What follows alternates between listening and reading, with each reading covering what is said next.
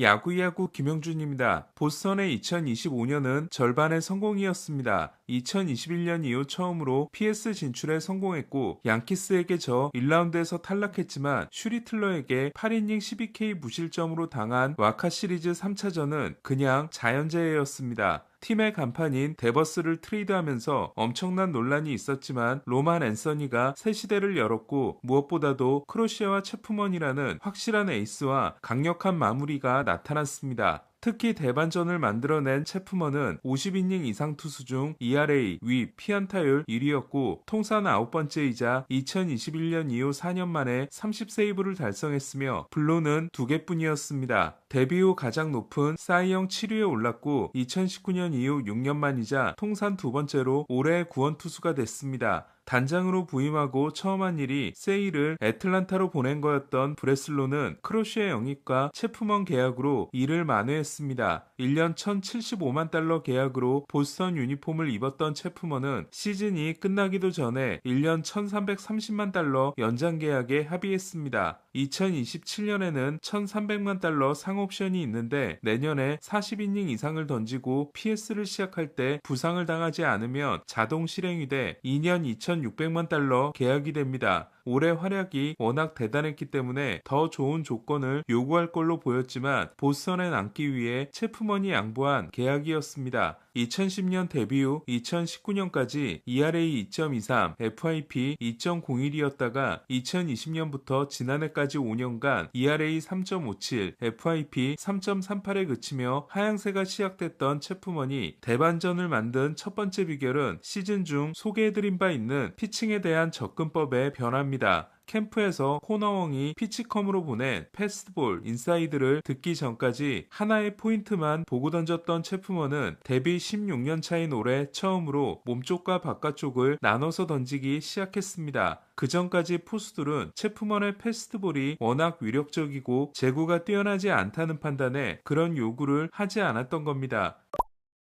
체프먼은 9이닝당 삼진이 12.5개로 통산 14.6개보다 낮았지만 타자를 압도하기에 충분했고 2.2개의 볼넷은 통산 4.5개와 지난 시즌의 5.7개보다 크게 낮은 커리어 최저였습니다. 체프먼은 지난해 포심으로 끝난 타석의 29%가 볼넷이었지만 올해는 11%로 낮아졌고 슬라이더로 끝난 타석 또한 지난해 11%에서 3%로 줄었습니다. 2010년에 데뷔한 37세 투수가 드디어 제구에 눈을 뜬 겁니다. 구종 다양화에도 성공했습니다. 2019년에 체프먼은 포심 60%, 슬라이더 30%, 싱커 10%를 던지는 투수였습니다. 하지만 올해는 포심 40%와 싱커 34%, 슬라이더 15%와 스플리터 11%를 던지는 4가지 구종의 투수가 됐습니다. 각각의 피안타율은 포심 1할 7푼 1리, 싱커 1할 4리, 슬라이더 1할 4푼 7리, 스플리터 9푼 7리로 특히 포심과 싱커의 비중이 1대1에 가까워지고 있습니다. 싱커는 처음 던지기 시작한 2018년 이래 포심보다 높은 구속이 찍히고 있는데 올해도 포심 98.3마일, 싱커 99.3마일이었습니다. 지금 보시는 그림처럼 체프먼은 좌타자를 상대로 포심을 바깥쪽으로 던지고 싱커를 손목에 가깝게 붙여 존을 넓게 쓰고 있습니다. 우타자의 경우 포심과 싱커를 완벽하게 1대1로 던지고 있는데 싱커가 바깥쪽 보더라인을 제대로 공략하고 있습니다. 타자는 포심인지 싱커인지를 회전을 보고 구별해야 하는데 체프먼은 포심, 싱커, 스플리터의 회전 방향이 모두 일치하기 때문에 육안으로 구별이 불가능합니다. 체프먼의 전성기가 어쩌면 지금부터 시작일지도 모르는 이유는 미친 유연성과 엄청난 훈련량으로 인해 큰 부상 없이 구속이 유지되고 있다는 겁니다. 물론 평균 100마일을 넘었던 20대 시절은 아니지만 37세 시즌인 올해 기록한 98.8마일은 30세 시즌이었던 2018년의 98.9마일과 똑같습니다. 체프먼은 2010년에 105.8마일, 시속 170.3km를 던졌고 이는 피치 트래킹 시대 최고 기록으로 남아 있습니다. 105.1마일 이상 기록 9개는 체프먼의 8개와 벤 조이스의 1개입니다.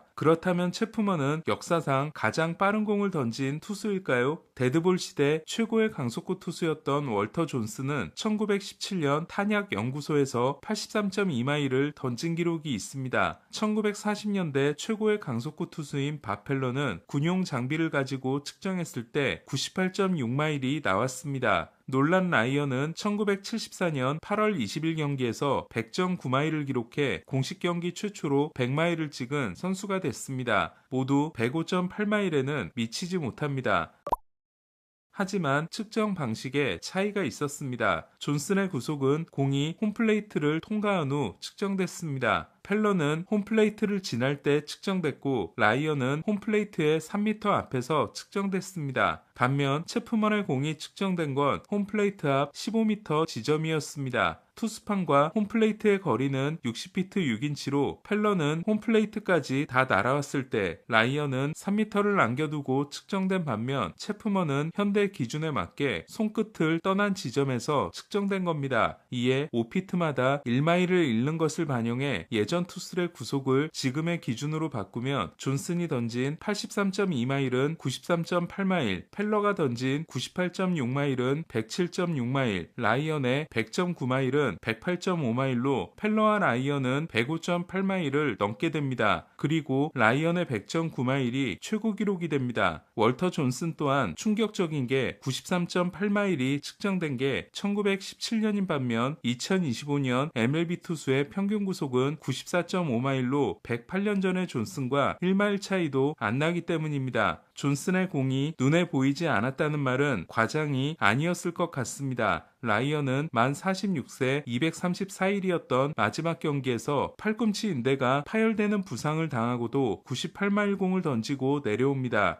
라이언은 5386이닝을 던진 선발 투수였고 체프먼은 821이닝을 던진 불펜 투수로 둘을 비교하는 건 불가능하지만 체프먼도 지금의 구속을 오래 유지할 수 있다면 라이언과는 다른 롱런이 기대됩니다. 37세 시즌까지 367세이브를 올린 체프먼이 500세이브를 앞둔 젠슨에 이어 명예전당 커리어를 완성할 수 있을지 주목됩니다. 2028년 라스베이거스 시대를 준비하고 있는 애슬레틱스는 타일러 소더스트롬과 7년 8,600만 달러 계약에 합의했습니다. 3년차부터 9년차를 커버하며 8년차 팀옵션과 엘리베이터 조항을 포함하면 최대 1억 3,100만 달러가 됩니다. 이는 루커의 5년 6천만 달러와 버틀러의 7년 6,550만 달러, 세베리노의 3년 6,700만 달러를 넘어서는 팀 최고의 계약입니다. 포수에서 일루수로 전환했다가 커츠가 등장하면서 좌익수가 된 소더스트롬은 첫 19경기에서 9개 홈런을 치며 단독 1위에 나서기도 했지만 5월과 6월에 부진했습니다. 하지만 25홈런 93타점, OPS 820은 충분히 만족스러웠고 전반기보다 후반기가 좋았습니다. 좌익수 수비 또한 일루수보다 훨씬 뛰어났습니다. 루커, 버틀러, 소더스트롬과 장기 계약에 성공한 애슬레틱스는 커츠, 윌슨, 랭걸리어스까지 잡으면 2028년 타선에 대한 고민은 없어도 될 전망입니다. 관건은 커츠를 잡을 수 있느냐입니다. 3년차를 앞둔 마이켈 가르시아의 5년 7천만 달러 계약에 이어 소더스트롬도 3년차를 앞두고 계약함으로써 FA 시장에 나오는 선수는 줄고 일본 한국의 포스팅 선수와 유턴 선수의 인기가 늘어나는 현상은 계속될 걸로 보입니다.